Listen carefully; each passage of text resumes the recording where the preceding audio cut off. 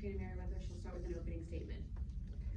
Well, as to be expected, that was a thriller. I don't know that we've ever played UCF and it has not come down to the wire and or been any less than a single digit situation. Really proud of our team's ability to fight back. Road wins are tough, especially tough in this league. When you have two teams that are scratching and clawing to get a win, I think we just give each other our best shot. And I thought that they did a good job, and I was ultimately just really excited about our ability to stick to the game plan in the second half. Okay, let me go to you first because you came off the court earlier. Glad you were able to. I see you walking back in here, relatively good, so we're all good, happy about that. But to come back in the game and end up being the leading scorer, where did you dig to make that happen? This is one of those where the athlete has to dig deeper and kind of bow back up. Take us through that mental journey there. In my mind, that was for Trina, and also for the team. I know that we needed this game from the last game that we were unsuccessful, but I know that this game we really needed it, so I put my things to the side and put my mental into it. And for both of you, what was it that you were looking to do? I mean, obviously last game out didn't go the way you wanted. What do you feel like you guys did knowing you'd come into a game that you yourself said you knew was going to be a battle? What did you guys do better this time around to kind of make sure you secured the W? I thought we rebounded the ball better.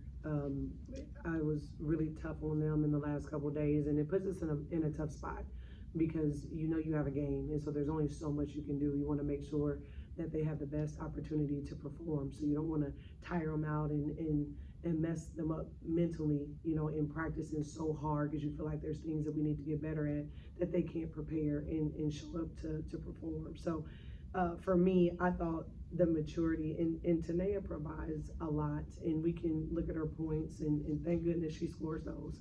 But really it's leadership and experience and the maturity. I never hear her complain, no matter how many minutes she plays or what I ask her to do or what I'm putting them through in practice. She's always that person that just is going to show up. And I think that is what allowed her to show up for this team in the second half. It's sweet to hear her say that she showed up for me because I think that she saw me about to lose my mind there in the first half. And and I want to make this point because I think it's important. Coaches need a minute too sometimes. And kudos to my staff that a few of them came and stood around me when I was about to absolutely lose my mind. And then a few went to the team and made sure that they were organized and continued on the game plan. And that's the same thing I ask our players to do. I don't ask them to be perfect. I don't ask them to ignore or push down their emotions. I ask them to feel how they feel, and then let's figure out how to get out of them. And that's what I thought our team did in the second half after halftime, especially.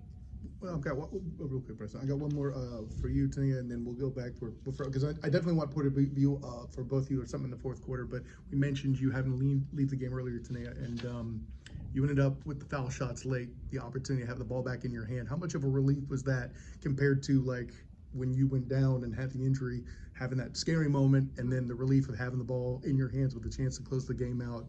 How does that feel in comparison? It felt good.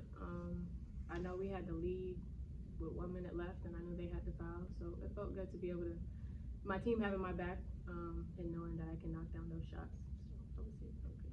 And in the fourth quarter, there's one exchange where I think it was, and I'm trying to remember all of it, there was a lot, but then they had the turnover trying to inbound the ball. So you guys got the ball back after putting in points. Then you got to the line, got that back. How important was it controlling that portion of the fourth quarter, a good minute and a half, where you guys had the ball to close the game out?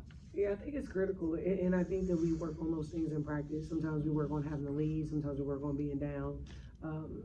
And I say this all the time, coaches prepare, we do our job, we do all that, but the players make plays, and the good ones and the bad ones, right? We don't turn the ball over any more than we make big defensive stops at the end. And so the credit always goes to them when they can figure out how to make winning plays. And I think as our program continues to grow and this team continues to grow, that is what our goal is. We celebrate small victories because we know they'll add up to big ones. And those type of stops there at the end, where the one that Jill got, just us being able to dribble a few seconds out even, right, to take some time off the clock. All those things to me are winning plays. And I think that if we continue to move in this direction, then we can get to a place where we can play 40 minutes of good basketball where all of us are happy. Coach, you guys end up making your most attempts from three from the entire season, only your second time shooting more than 20. What were you guys seeing there from beyond the 3-point arc for both of you? Yeah, that's never the goal. Yeah, we can say that in here, in the locker room, on national television, or wherever else. Our goal is to never ever shoot that many threes. That's not what we practice. That is not our identity. However, what I thought we did do in the second half is that we were incredibly confident, despite that ball not going in the first half, knowing that they were going to change defenses, that 1-3-1 back to a 2-3 zone. I think that was something that our players mentally had to prepare themselves for. Catch the ball, be confident, knock down the shots. And we know it's bigger than that even. We have to care about making great passes so that they can shoot off of those passes. We have to get inside the zone as much as we can to try to find the open person. And I just thought that we calmed down, relaxed, and adjusted. And Tineya can tell you from a player's perspective, that's what it looked like to me. We just got more comfortable in the second half, taking care of the ball, because I think that we had 11 in the first half and then 7 in the second, and I think that has a lot to do with it. I would say, we got a lot of shooters on our team. During halftime, we just told each other to, if you have a shot, just believe, stay composed. You can shoot it, just take your time, because if you make the shot, it'll be easier for us to get the ball inside. So we had to talk just to believe in each other. So that's what helped us. Well, and today you mentioned that in the third quarter, you hit 3 of them there. Do you feel like that pulled UCF back out to have to respect the perimeter better? Sure, and also allowed rebounding as well, so I agree. You also have the points off the turnover difference. So you talked about the defense. Just what were you guys seeing from that point, and what was maybe the difference between the first half and the second half in terms of that? I do think it was just being more comfortable. I think road games are just really hard, and sometimes trying to convince teams that are very talented and or athletic and have shooters and drivers in post game like our team does, that what travels is always going to be defense and rebounding. And so if we can do those things, which is how we won this game in the last few possessions, it wasn't because we made tremendous offensive plays as much as it was they sat down and were disciplined and guarded the ball without fouling.